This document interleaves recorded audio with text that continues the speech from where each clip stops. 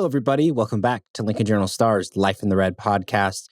Luke Mullin and Amie Just, your hosts, with you once again. Episode 3 of this particular run. Chasing 3. No, Yep. Kidding. We've achieved it. We've chased 3 episodes. We're Congrats. here. Yeah. We did it. Can the season be over now? No, I'm kidding. But season is getting close, about a week and a half away as we record this. So crunch time really for Nebraska. I mean, you think about the big picture stuff when you start fall camp, like, hey, we got 4 or 5 weeks. Like, no, it's almost game week here. Yeah, I feel that way for Nebraska volleyball too. Like, as we record this, their first real match of the season is a week from today. I'm just I'm not ready for any of that yet.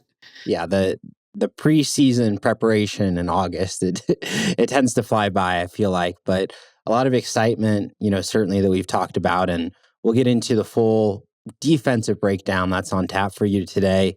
Talking all things Nebraska football, a little special teams projection in there, talking the depth chart, how we expect these position groups to break down, but going over what we've learned, from the last few days or so. Recent news, single-digit jersey numbers, a recent tradition, but a fun one. Mm-hmm. We got some clarity about the guys who will be wearing these jersey numbers, and of course, the returners. Don't worry if you got used to some of these guys in their numbers last year. They're coming back. The Nash Hut makers, Isaac Gifford, as well, John Bullock, Deshaun Singleton, and Ty Robinson, those 5 guys, all retaining their numbers. And then 5 new players, not necessarily some surprises, but no surprises on that one. Going to take some time getting used to seeing Jamari Butler, a defensive lineman, number 1. I love it, though. Not as much as I love 0, because that's baller. That's good. It's baller, okay? But yeah, lots of single-digit jerseys. On the defensive side, only 1 on offense. Again, maybe there'd be another 1 or 2 on offense if offensive linemen were allowed to wear the single-digit jerseys, but the NCAA prevents that because don't want them to be eligible receivers. And if they wore a number like that, they technically would be, and that would it's a mess. You can't do that. So very confusing. So, but the rest of the new jersey numbers, by the way, as I said, number 1, Jamari Butler, Marquise Buford, he will wear number 3, Jamal Banks wearing number 4, Tommy Hill wearing the number 6 jersey, and Malcolm Hartzog, the number 7. So, I mean, you mentioned Jamal Banks there. How about a first-year Husker, but a guy who was so instrumental as a leader early on that, I mean, he was, he'd been on campus for 2-3 weeks, and Matt Rule was already this guy is one of the leaders in the locker room. Yeah, not surprising to me in the slightest that he earned that. Just everybody has said incredible things about him all spring, all off-season, all training camp. And so, yeah, not a surprise to me at all that he earned that. Yep. And as you said, I mean, 9 out of 10 on the defensive side of the ball tells you a thing or two about maybe the strength of this Nebraska defensive unit this year. But unfortunately, the strength of that unit did take a hit this week. Linebacker Javen Wright, Matt Rule announced sideline indefinitely, a health issue. Not practicing, still with the team, able to be around him, but not able to contribute in an on-field sense. And, from a personal standpoint, I mean, gosh, that guy's been through a lot. The blood clots, the injuries, he has worked so hard to get back. And then for whatever it is that happened, we don't know other than it's medical. And then my gut question, I didn't even mean to ask it. I was like, is he okay? And Matt's like, yeah, he just can't play. So glad that he's all right as a person. And it isn't threatening or anything like that, but just preventing him to play.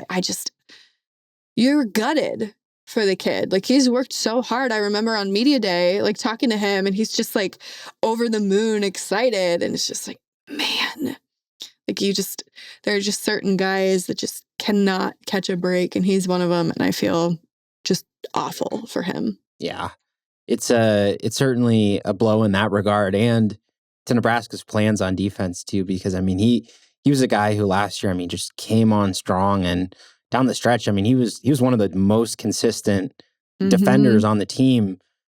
Just making those tackles, knowing where the ball was going. I mean, a 12-game contributor last year, expected starter coming back in. So Nebraska, they will have to address that, move some different guys around, and we'll get into the whole linebacker picture here a little bit later on. So that was major news out of this week. And something else Matt Rule said that also struck me was he was asked, of course, about the quarterbacks, as he often is, and about the depth chart, when a decision might come. Well, might be this week. Quarterback decision coming soon. Yeah, so I was thinking maybe if a quarterback or a wide receiver that currently share the same number had been given a single digit. Hinting at anyone? Then that would have been, okay, well, that's that. Yeah. That did not happen. So I think it will either be Wednesday. We are recording this on a Tuesday during Matt Rule's radio show on Wednesday, because no follow-up questions, friendly environment, or it'll wait until the depth chart comes out. It could happen in between those two times, but I just feel those are more likely. Though you have seen a lot of teams within the past couple of days around the country announcing just on social media, like, here's our quarterback. So that could happen too, I guess. Yeah, I'd like to see Rule go rogue and just announce it randomly, like he just tweets it out, or he was on the Jim Rome radio show the other day. He could have just thrown it out on there, just like, hey, by the way. I think he's smart enough to know that he'll either do it internally or he'll do it at a press conference to give the limelight to like the Husker Radio Network or to like Nebraska athletics in general, not announce it on something outside. I like to see him just go rogue, throw a curveball. I mean, when you least expect it. See, we've predicted when the announcement's going to come. How about when you least expect it? I'd prefer that not to happen. Yeah, that's what I want. The announcement to come while I'm at a Pearl Jam concert this weekend. Would love that for me personally. We get like a Friday news dump after we've already had a press conference. That'd be great. No. There's an idea for you. No. But no. Lots of depth chart decisions, of course, to follow all over the roster. They're evaluating that this week. And as we look at this roster, I wanted to mention this, the guys who are injured, sidelined right now. Before we go into the season, us and the folks at the Omaha World Herald, the Husker Extra team, come together. We rank kind of the roster, who are the most like impactful players coming into fall camp. And the guys on that list who are injured right now, number 12 most impactful player we had pegged, Javen Wright, again, out indefinitely. Teddy Prohaska, one of the key offensive linemen, we had him at number 19 there on that list, again, out for the season with that ACL injury. And then as well, Bly Hill, who we knew going into the summer was injured. We still had him there at number 27, one of those key secondary guys. He's coming back, working back to full health. And then as is Henry Lutovsky, who was there in the 30s, one of those offensive linemen. So, I mean, we're talking about two of the best players on this Nebraska roster that they're without, and then two very key guys as well that they're still waiting on at this point in time. It just feels like a never-ending thing. Injuries. Yep. And it's not just football. Nebraska soccer is plagued by them right now as well. So hopefully that trend doesn't continue. Yep. The health updates will unfortunately continue all year long. And then a final piece I wanted to touch on briefly, a recruiting note. We don't talk a ton of recruiting here on the pod. We tend to keep it to the games and the players already are on the roster. But what's a 5-star? We're talking about offensive lineman David Sanders. He was considering Tennessee, Georgia, Ohio State, and Nebraska. That was his final 4. Ultimately picked the Volunteers, but had some really good things to say about Matt Rule. Briefly just about how hard they worked to recruit him, showing him the foundation that they were building here. Just as it relates to, the future of this Nebraska football program, we've seen kind of that foundation that they wanted to set in year 1. It's a big opportunity coming up here in year 2, right? Oh, yeah, absolutely. And, as I'll say with anybody, nothing's official until pen goes to paper. We see flips all the time. I'm not saying it's going to happen here. I do not know. Probably not. But you never know. So until pen hits paper in December or February or whenever, that's when I will reserve my judgment. Yeah, the recruiting machine will keep on keep on chugging, commitment or not. But certainly Nebraska did a very good job with him. And I think in their national perception, continues to do a very good job recruiting nationally, high-level prospects, getting them to choose Nebraska and to evaluate, those relationships down the road. Transfer portal, you never know, all sorts of stuff there. So that was a bit about the future about Nebraska football. Again, committing to Tennessee, but worth noting there as well. But on to the meat of today's episode, talking about the defense. Last week, go back and check it out if you missed it. We talked all things offense, predicted quarterback, wide receiver, how those position groups are going to shake out. We'll do the same here on the defensive side of the ball. Start up front with a group that I think if it's really funny, like if you think back to 2023, like we were going into the year like, is this group going to be good? Like that was a legitimate question. Like who's going to play? How's it going to look? And man, I mean, they exceeded all expectations I think that anybody had for that. And I would say it's probably the strength of this defense coming back. And of course, led by the big three there up front, Nash Huntmaker, Ty Robinson, Jamari Butler. They're so good. Yep. The veterans play at a high level. They did it throughout last year and they came back. They said, hey, let's do it again. Let's run it back. Yeah, I think that they all have the opportunity to take a step or two forward, all just like individually. Nash interests me the most just because of how his body composition has changed so drastically from last year to this year. And like, how does he play different? How does it make him better? What does that look like in like I said in practice, but like I meant to say like, in theory, like, yes. Yeah, in theory versus, in actuality. I'm really interested to see what that looks like for him. I'm also hoping that people will say his name right after he has all of the sacks this season. It's Huntmaker. Just get it through your head, people. Drives me crazy. But yeah, he's the one that I'm most interested in. Not to say that I'm not interested in the other two. Yeah. I'm just very curious to see how it's going to work for Nash. Yep. I really like Jamari's tenacity off the edge. That was huge last year. And I think, too, when you look at those top three players, what you've seen from Nebraska's like defensive setup is sometimes they have those three, rush, and then, you have the jack linebacker come in, too. So you just have so much versatility and talent up there that, I mean, you can line up those guys pretty much wherever, like keep the defense guessing, do some different things with them. And all three, I mean, great pass rushers, great all-around defenders as well. So no surprises there. I mean, all three of those guys, single-digit jersey recipients, expect to see a huge amount of them. But Nebraska does rotate. They rotate well. A lot. Keep the bodies fresh, keep guys coming in for third down pass rush, all sorts of different situations. So we expect a lot of guys to play in this room. And there's a strong group right below them of guys that you can expect kind of a second-year surge is what I've called it from them. Riley Van Poppel, Cam Lenhart, James Williams. Yeah, all of them can create their own opportunities as well. Of those three, the guy that I'm honestly most interested in is James Williams. He was so undersized last year, but he was so fast and like was so disruptive that what is he going to look like in year two after he's, put on some weight and like, are they going to have more opportunities for him? Is he going to be more involved? And how productive is that? Like, he was good last year. People were like, who is that? It's James Williams. And I'm just excited to see what he can do in year two. I'm excited about the other guys' potentials too, but he's a guy that I'm really interested in watching this year. Yeah, the fact that he made an impact in like 10 to 15 snaps per game. Nuts. Yeah, very impressive.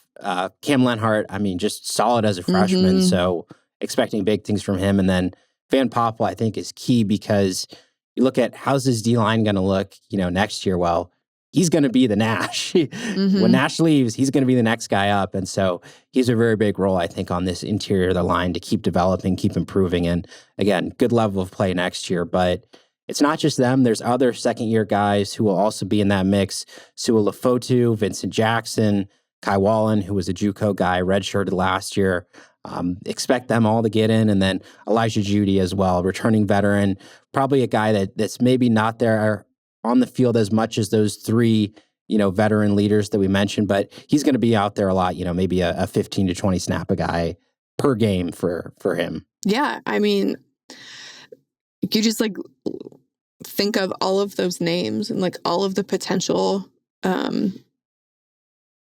How do they break it down? Like, I'm glad that's not my decision. Yeah, I think Terrence Nine said it's a good problem, good headache to have, certainly. And I guess just the question mark for this room is they've got so much talent. It's like, well, what if it doesn't go right? I mean, can they keep up the same level of play? Because it will be tough to maybe reach those heights that they did last year. I think they'll be all right. Yeah, I think so too. And of course, you hear from Terrence Nine too. He said, "Oh, we need 9, 10 guys to play." Well, we just listed 10, and there's more than that. There's more than that pushing for it. So certainly that D-line room, expect them to be one of the strengths of this Nebraska defense. And if you were to look for a position group that's maybe a weakness, it's got to be that linebacker room. Maybe already before Javen Wright's injury, you were maybe like, yeah, how's it going to look? How's it going to play out? Well, with right sideline, I mean, certainly the depth in this room is nowhere near what it is in the D-line or the secondary. And the way that Nebraska organizes these linebackers is interesting. The Mike, Will, and Jack, that's the names that they use for them. If you're looking at a guy who's going to be in the interior, John Bullock. I mean, your middle linebacker, your interior, I mean, no questions about it. That guy's solid as it gets. He has earned a single-digit jersey for the second year in a row for a reason.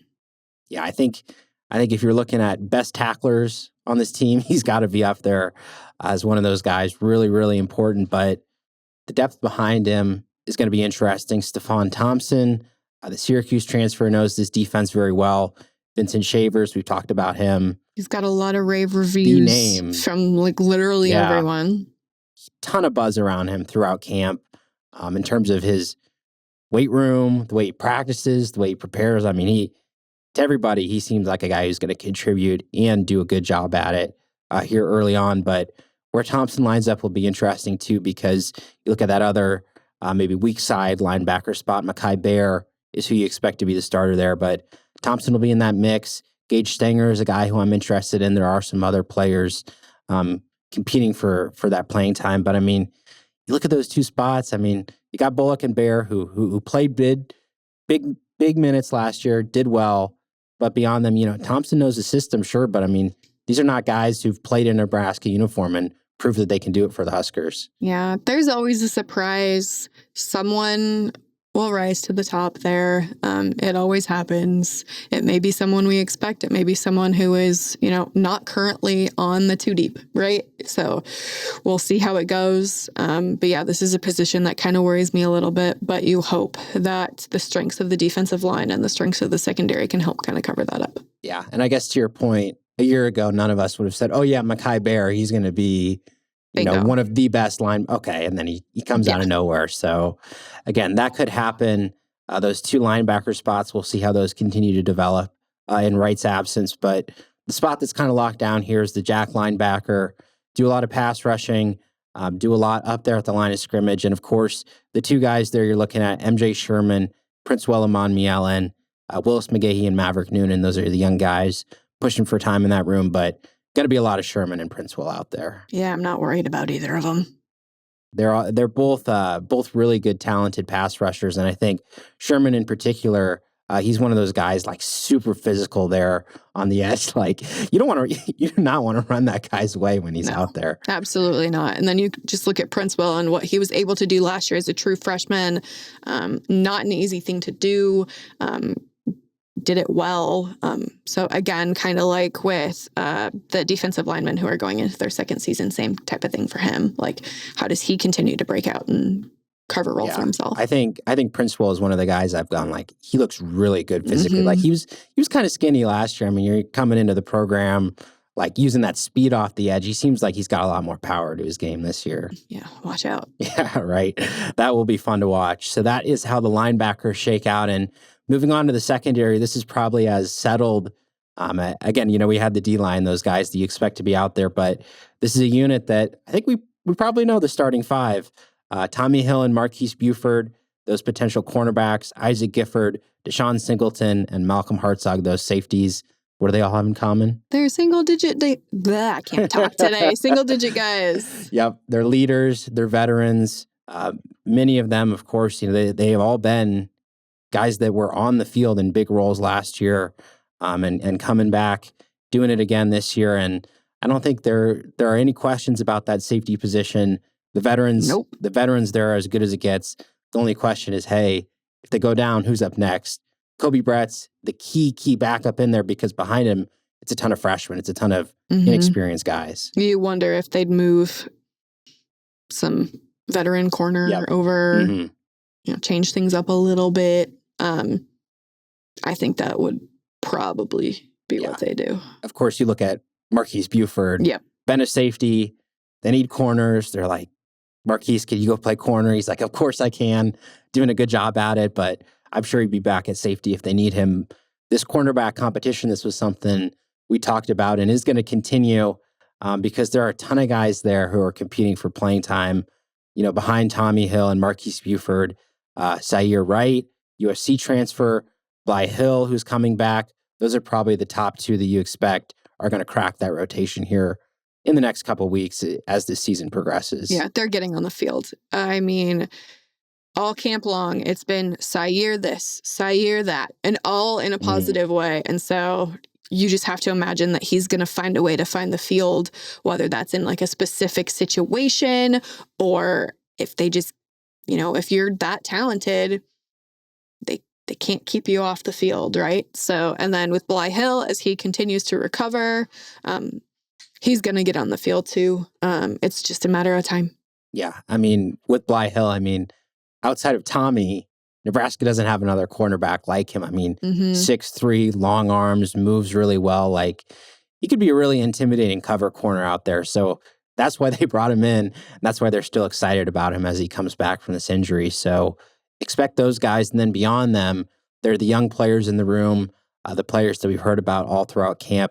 Dwight Boodle, Jeremiah Charles, Mario Buford, Amari Sanders is another guy who's been mentioned in recent weeks. And of course, not all these guys can play. They're not all going to be out there, for 20 snaps a game, but they might get some bits and pieces and then go there, second half of the schedule. These guys could be playing some key snaps. Yeah, I think that they'll find a way to get on the field, at least for a little bit, for some of them who are redshirt eligible, kind of pick their spots, that type of thing. Jeremiah Charles,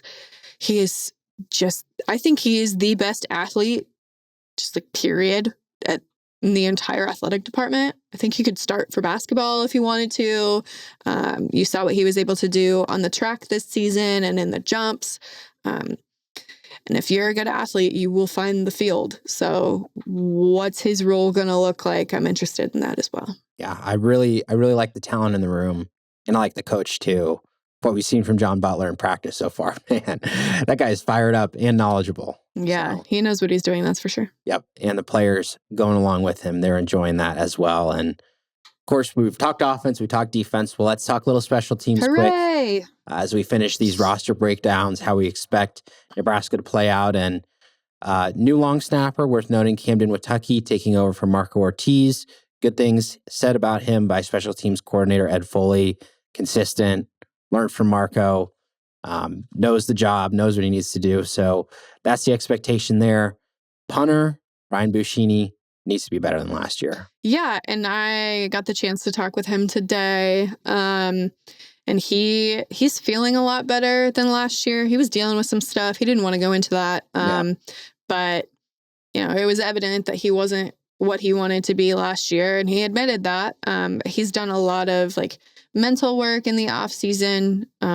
And it's really helped him. He says this is the best he's ever felt. It's the most confident he's been.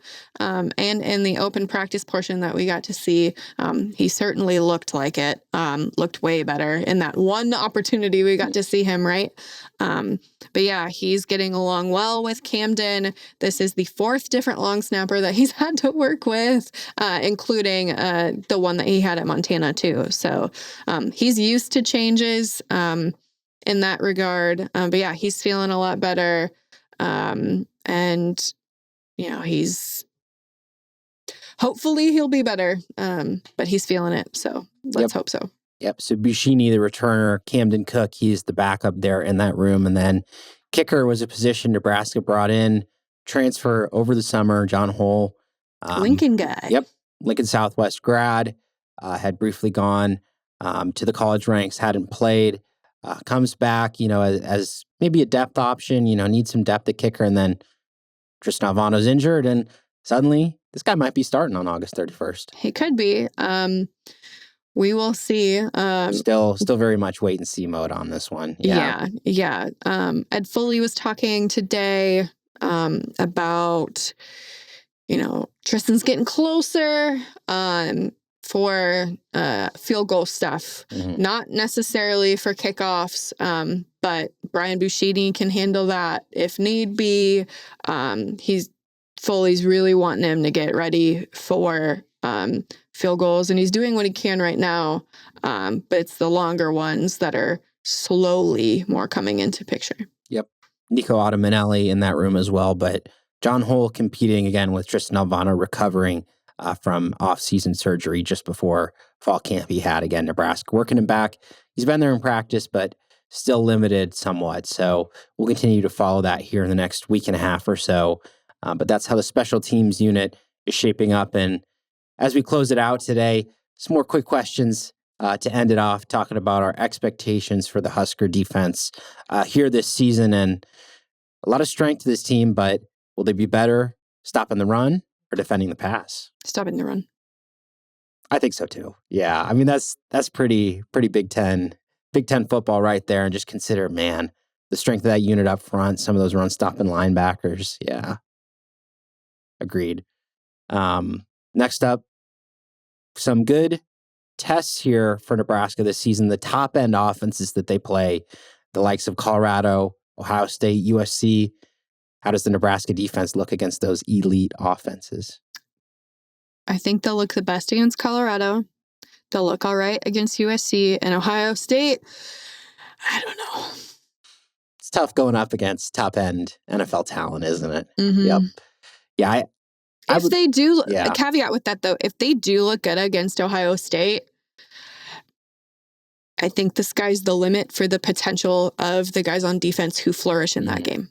Like, that they may jump a round or two in the NFL draft if they do look as good as they could against Ohio State. Yeah. I just pose this question because it feels like a lot of Nebraska's success last year, I mean, there were some bad offenses that they played, and that contributed to their scoring average, the rushing defense. So I think the same, pretty similar to you. They'll be competitive against some good offenses, and they'll have the talent to hang with them. Can they do so? That'll be the question. And as we look at this defense in total, pick one player. Which young defender do you think is in store for a big jump, maybe in playing time or the output that they get on the field? James Williams. You already snuck that one in earlier. I know. We'll allow it. That answers the question. Yep. I think that with him putting on more weight and him being a little bit more cognizant of what it takes to be a high-level guy in the Big Ten, I think he's primed to make a jump. You already saw flashes of what he could do last year. And when he's, able to be on the field more because he's a little bit bigger, a little more sturdy, I think the sky's the limit for him. It's just, he's competing in a very, very, very talented room for playing time. And so he's got to make the most of it. And I think he will. I'm going to go Dwight Boodle. Good one as well. I've been a Boodle fan for a very long time on this pod. Just think he has all the traits needed to stand out there at corner. I've liked what he's done in practice so far, just the bits and pieces we've seen from him, what we've heard from coaches. So I expect him to get on the field there at cornerback at some point. So I'll say Dwight Boodle. Key question for this unit, where do the takeaways come from? I think there's going to be some strip sacks, which is my favorite play in all of football. Not that anyone cares, but I do. And I think that you're going to have a boost from Isaac Gifford. Yeah, I was going to say Isaac Gifford. I mean, that's who you want back there. I mean, that rangy secondary who knows the game really well. I mean, he's going to be a difference maker in there. From what we talked to him at Big Ten Media Days, I mean, he is fired up to get some takeaways for this defense. Yeah, and I think he's going to. Yeah, absolutely. So that secondary, see if there's any ball hawking defenders. Tommy Hill had a couple really nice interceptions last year. So we'll see where those takeaways come from. And last question to round this one out. Same as we had on offense, who is the most important player to Nebraska's defensive success. There's so many different ways that you could go with this. I'm going to say Deshaun Singleton. Good one. I like it. Going to be tough too. I'm going to say Tommy Hill. Yeah, I thought about saying Tommy Hill, and then I was like, no, I'm going to go with Deshaun. Yep. I mean, you could pick any of the D linemen, but there's so many good guys behind him that, like, if you took him out of the picture, you could probably get a lot of the production. I think John Bullock would be another. If he was not out there, there'd be big questions. But yeah, some of these veteran secondary players, we could have said Gifford too, but we're just talking about him. He answered. I mean, he was the answer to the question above. Yep. So we care about him too. He's in that equation. But yeah, he's the little brother of one of my high school classmates. Of course, I care about that guy. That's a fact that you'll never let him forget, right? Well, we talk about it every once in a while. Like anytime, like his brother's coming to town, or like telling stupid high school stories. Mm-hmm. Absolutely. Go Knights. Yep. Good football heritage there for the Gifford family here in Lincoln. Yeah, no kidding. But that should about do it, I think, for our breakdown of the Nebraska football defense. And of course, all of you viewers and listeners, want to give you a heads up. Next week, look forward to a new format of the Life in the Red podcast. Have some different sections, different format to share with you, different topics to dive into. Of course, we'll look ahead to the season, predict the wins and losses, and how Nebraska will look against UTEP that August 31st date, drawing sooner and sooner here. That'll do it for today's Life in the Red. We'll see you next week.